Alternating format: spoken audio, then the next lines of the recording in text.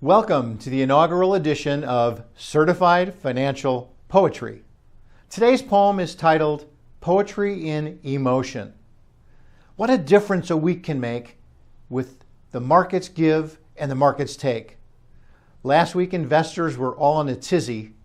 Market volatility made them Maalox dizzy. Down 3, down 6, down 10%. Wow! Is this the big break of the index called Dow?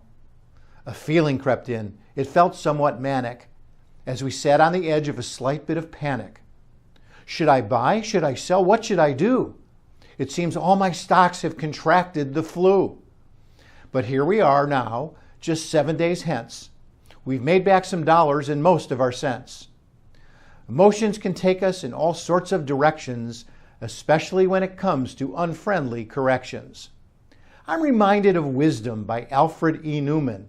From Mad Magazine, he shines a bright lumen. When adrenalin pumps through your body so strong, the decisions you make will most likely be wrong. So always stay calm and don't be in a hurry. And as Alfred once stated, what, me worry? You can find more of certified financial poetry at wwmfinancial.com. And remember, always take the road less traveled.